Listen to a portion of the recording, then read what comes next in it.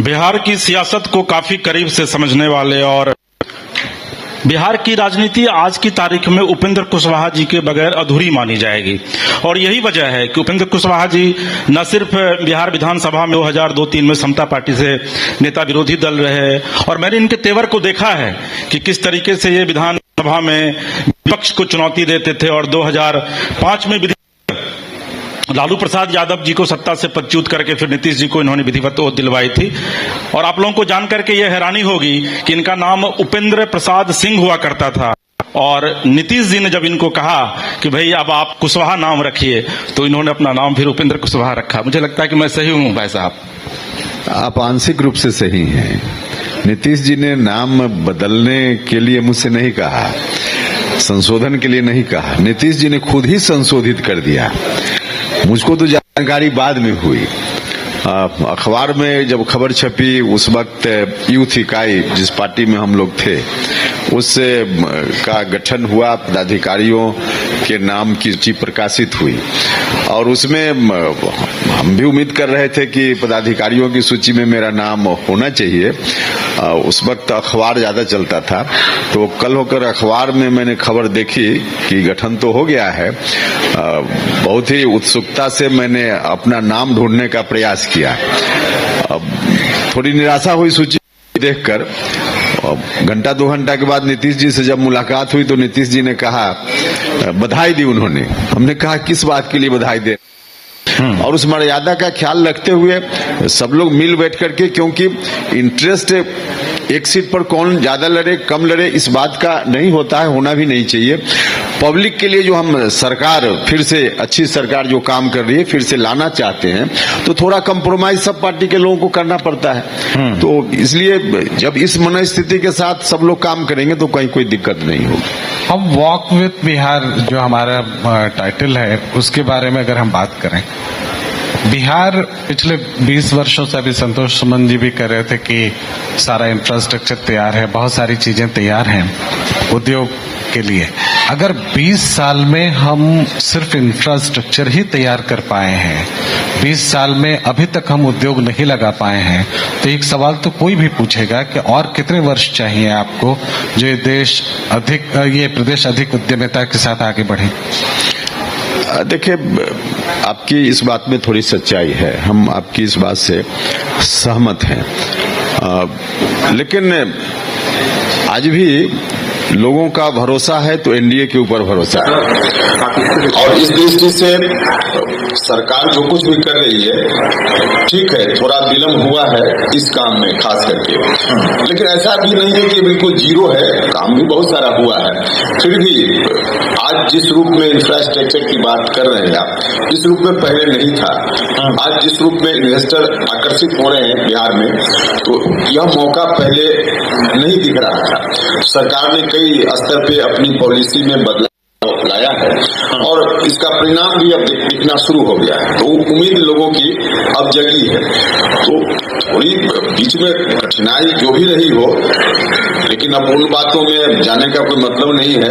अब देखिए, कई बार तो नीतीश जी को हमको कहने में कोई गुरेज नहीं है कि जो काम नहीं करना चाहिए था वह काम भी उन्होंने कर दिया। अब आरजेडी के साथ जाने का कोई मतलब नहीं था, तो आरजेडी के साथ भी एक बार नहीं 2-2 बार चले गए, तो उसका भी थोड़ा नुकसान तो स्टेट को हुआ ही है ना। आरजेडी ऐसी पार्टी है, उसके साथ कोई रहेगा तो उसके साथ रहकर स्टेट का भला नहीं हो सकता। लेकिन आप थोड़ा समय नीतीश जी ने उसमें गंवाया है। हम कहते हैं उनके लीडरशिप के लिए नहीं, आरजेडी के लीडरशिप के लिए नहीं गए थे, एक सहयोगी के रूप में हम गए थे जरूर, जब पार्लियामेंट का इलेक्शन था। और जब विधानसभा के चुनाव में कहा कि अब इनके लीडरशिप में अगली सरकार आएगी, छोड़ दिया, वहीं से हमने रास्ता का बदलाव कर लिया। तो हम उस रूप में नहीं गए थे, तो इस कारण से हुआ है। थोड़ा नीतीश जी ने समय गंवाया है, लेकिन अब हर तरह से बेहतर है और आगे बिहार अब तेज गति से विकसित राज्य बनने की ओर बढ़ेगा। क्या आपको लगता है कि इस चुनाव में ये फैक्टर भी होगा कि नीतीश जी के बाद कौन? नहीं, अभी कोई फैक्टर नहीं। नीतीश जी ही है तो बाद का क्या मतलब है? नीतीश कुमार जी के लीडरशिप में इलेक्शन होगा और नीतीश जी के लीडरशिप में ही अगली सरकार बनेगी, इसमें कोई कंफ्यूजन ही नहीं है। तो फिर इनके बाद कौन का कहाँ मामला बनता है? अभी तक के काम में अभी सबसे बड़ा फैक्टर ये है कि एक हम जितने नए दल हैं, उभरते हुए दल हैं, नए चेहरे हैं जो सियासत से दूर रहे हैं, उन चेहरों पर भी लोगों ने विश्वास करना शुरू किया है। उनको लगता है कि जो पुराने नाम हैं, पुराने सियासतदान हैं, वो उनकी बात को ठीक से नहीं रख रहे हैं। बिहार में भी ऐसे कुछ नाम हैं, ऐसे एक दो नाम तो हैं ही कम से कम। क्या आपको लगता है कि इस चुनाव में वो प्रभावी तरीके से आपका मुकाबला कर पाएंगे या अभी वो हाशिए पे हैं? एनडीए का कोई मुकाबला नहीं इस चुनाव में तो नहीं है। अपना अपना प्रयास लोग कर रहे हैं, करने दीजिए, करना भी चाहिए, लेकिन इस चुनाव में एनडीए के सामने कोई मुकाबला जैसा नहीं है। जनता का रुझान हर तरह से एनडीए के पक्ष में है, इसलिए बाकी जो लोग भी कोशिश कर रहे हैं उनकी कोशिश में क्या दिक्कत है? डेमोक्रेसी है, हर लोग कोशिश करता है, उसमें कोई आपत्ति भी नहीं है, लेकिन एनडीए का कोई मुकाबला नहीं है। लेकिन उनमें एक नाम उनका भी है जो रणनीतिकार माने जाते हैं।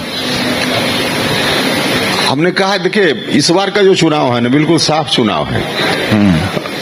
मैदान में, ग्राउंड में एक तरफ एनडीए और दूसरी ओर महागठबंधन, एनडीए वर्सेज महागठबंधन, इसी के बीच जो कुछ है होना है, मैच इसी के बीच होना है। बाकी और भी जिसकी चर्चा आप कर रहे हैं, हमने कहा कि लोग डेमोक्रेसी में आए, उसमें दिक्कत क्या है, लेकिन अभी ग्राउंड में बस दो ही के बीच है, बाकी कुछ नहीं है।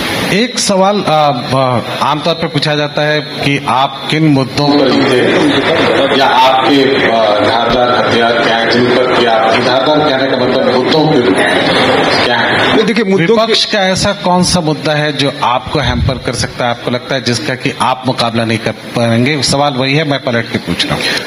देखिए, विपक्ष तो मुद्दा विहीन है, विपक्ष को कोई मुद्दा ही नहीं मिल रहा है। अगर मुद्दा यही हम कह रहे हैं कि अगर मुद्दा मिला होता तो एसआईआर को मुद्दा बनाने की कोशिश नहीं करते। एसआईआर कोई मुद्दा नहीं है, जनता में कोई इस विषय को लेकर कोई सुगबुगाहट नहीं है, कोई समर्थन नहीं है, क्योंकि जनता समझ रही है कि इसमें कुछ है ही नहीं। तो विपक्ष बिल्कुल मुद्दा विहीन है।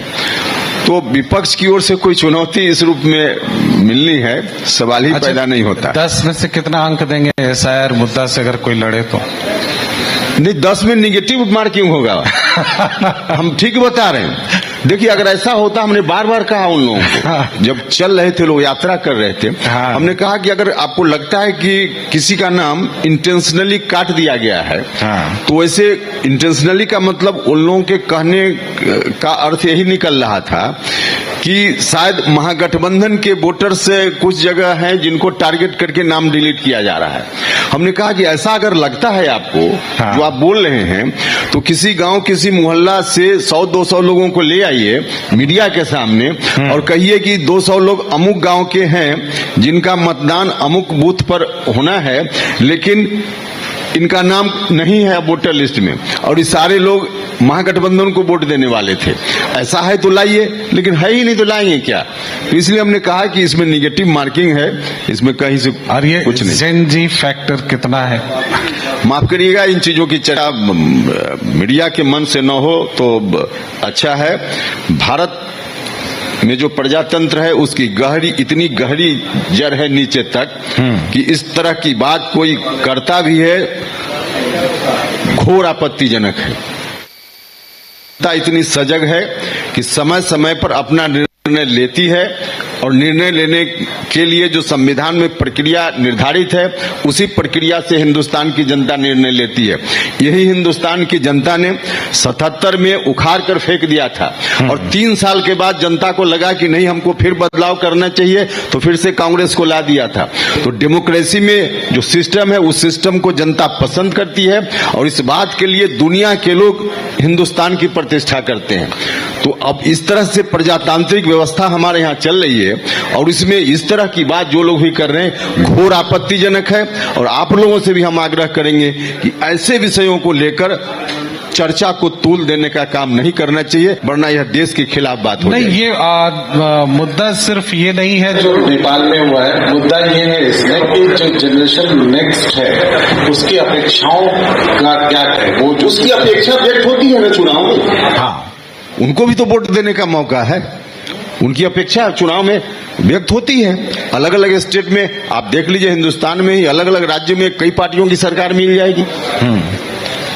सेम डे एक स्टेट में वोटिंग होता है पार्लियामेंट और असेंबली के लिए, साथ साथ इतिहास है। और असेंबली में किसी और पार्टी की सरकार लोग लाते हैं और पार्लियामेंट में किसी और को चुनते हैं।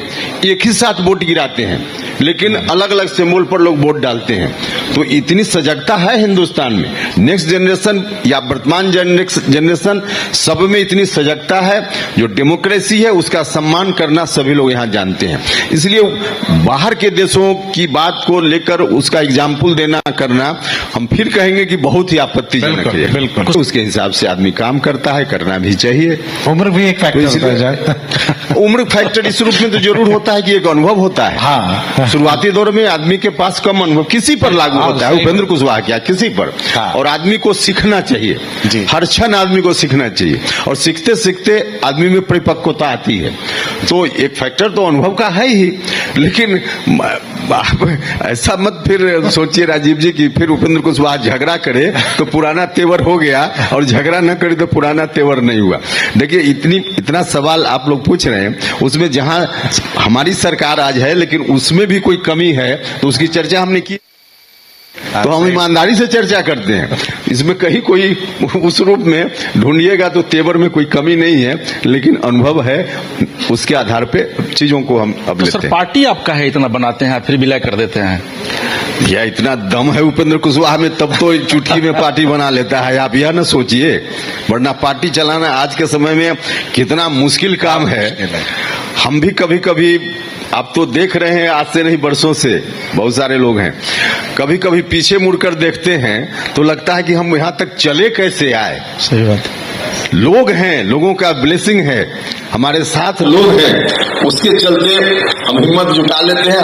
विपरीत परिस्थिति में गिरकर फिर खड़े हो जाते हैं, तो यह लोगों के चलते। सर एक आखिरी सवाल है, कुशवाहा का बिहार में नेता कौन है? बीजेपी कहती है कि भाई सम्राट चौधरी नेता है, आरजेडी कह रही है कि भाई हमारे यहाँ अभय कुशवाहा नेता है, और उपेंद्र जी कह रहे हैं कि नेता हूँ। आखिर कुशवाहा का नेता कौन बिहार में? सबसे पहली बात कि उपेंद्र कुशवाहा ने कभी नहीं कहा कि हम कुशवाहा के नेता हैं। और आप जिन लोगों का नाम ले रहे हैं उसमें से जिनको चुनना हो आप चुन लीजिए, उपेंद्र कुशवाहा का नाम उस लिस्ट से हटा दीजिए। चलिए सर, एक बड़ी अच्छी पंक्ति है आपके लिए, जो कि आपने कहा कि कई बार गिरे कई बार उठे फिर संभले, कि जानवे चले थे मंजिल मगर लोग मिलते गए कारवां बनता गया। आपने अपना बहुमूल्य समय निकाला, इसके लिए आपसे बहुत बहुत धन्यवाद। शहर की भीड़ से बोर हो गए हो? तो चलिए आज नए वाइब में आपको लेके चलते हैं, जिसका नाम है वैदिक विलेज। एम्स पटना से 10 मिनट की दूरी पर नौबतपुर में स्थित ये सोसाइटी सिर्फ आपके लिए है। यहाँ पे मेन रोड 30 फीट की है, रिंग रोड 24 फीट की है और ब्रांच रोड 20 फीट की है। यहाँ मिलेगा आपको स्विमिंग पूल, जॉगिंग ट्रैक, मंदिर और 24/7 सिक्योरिटी कैमरा जैसी बेसिक एमिनिटीज। शांति और सुकून से भरा प्लॉट चाहिए तो सोचना बंद करो, अभी कॉल करो नीचे दिए हुए नंबर पे।